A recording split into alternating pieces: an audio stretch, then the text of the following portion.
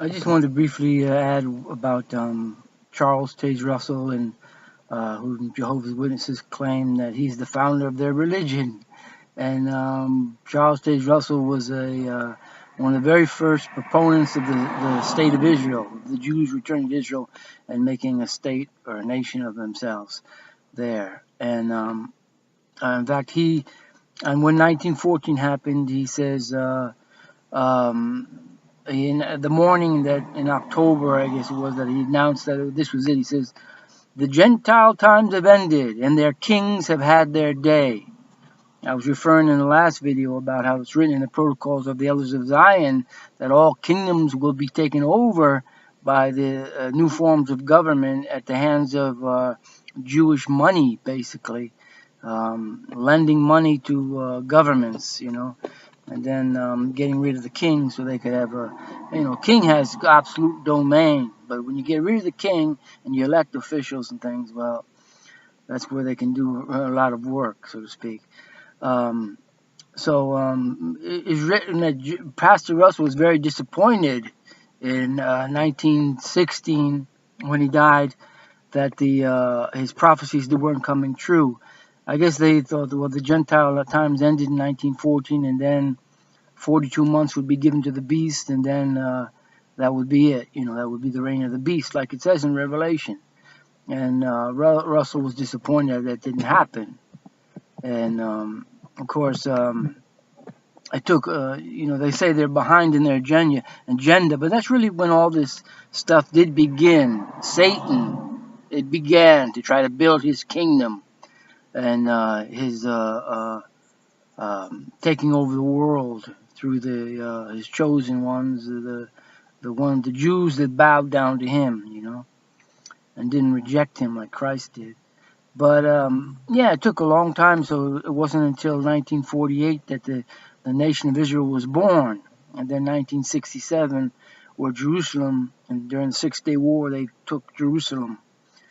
And it's been a while since then, and they still haven't come to their kingdom. You know why? Because Satan hasn't been cast out of heaven yet, and the 42 months has not begun yet, when he's given just that 42 months after he's cast out of heaven. But you see how bad things are now? Can you imagine when the demons are cast out and confined to the earth? How horrible it's going to be? That's why Jesus says, when you see that abomination of the Antichrist standing in the holy place where it ought not, flee to the mountains. Don't even look back to take anything.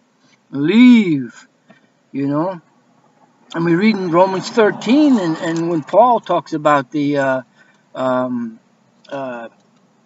he is the minister of God to thee for good, speaking about the powers that be. He says, do that which is good, and thou shalt have praise of the same. That's how it is now, except for their black ops and things like that. But normally, a good citizen in court, their justice will come through, their honesty will be rewarded, and the criminal will be punished. It says, but if thou do that which is evil, be afraid, for he beareth not the sword in vain, for he is the minister of God, the revenger, to execute wrath upon him that doeth evil. It says, you must be subject not only for the wrath, but for your conscience sake. You see? Because they're God's minister. If you do something a little bit wrong or something, they're going to catch it, especially with God's servants, because God wants to teach them. You don't do anything wrong. You do what's right all the time, And that's why it says, Paul says, for this cause we pay the tribute also. That's why we're paying taxes, because they are God's ministers, attending continually upon this thing. Now, they might judge you wrong, and they might, in a certain situation, they might think, oh, this guy will, they might judge you the wrong way and think, oh, you're guilty or something like that. But it should come out in the court that you will be exonerated, And that's a good system we have. But wait until the Antichrist comes. That's when they're going to hunt down those that won't take the mark of the beast. And that's when you got to get out, man, because there won't be any justice at that time. And you don't take the mark of the beast.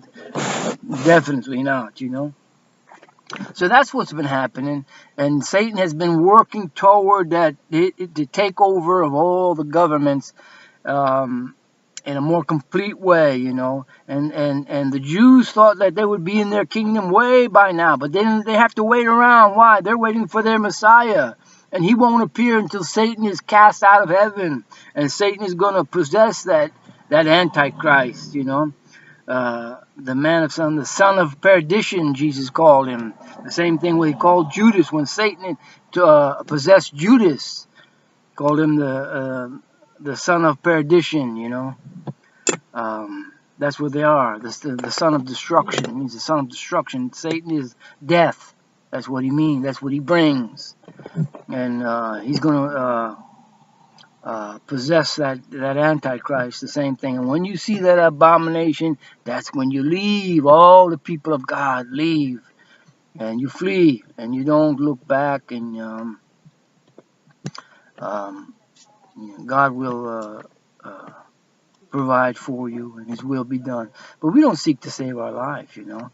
He that seeks to save his life will lose it, but he that loses his life shall gain it. Especially for the little flock, you know. I mean, they're given immortality. Can you imagine that? Immortality? That's something that even the angels don't have. And so, what is it to give up this horrible, this little painful life here? You know, as immortality as reward. But it doesn't matter. Even the other sheep Jesus spoke of, they want to show their faithfulness all the way till the death, you know, and they'll be rewarded also for that. So yeah, hang in there. It's just interesting what's happening in the world now. I just want to add that little bit of information. Yeah.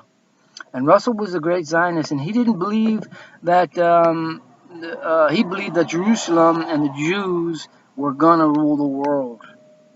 And it wasn't until Rutherford came that he says, those corrupt people aren't gonna rule the world, you know. So it's kind of interesting history, you know.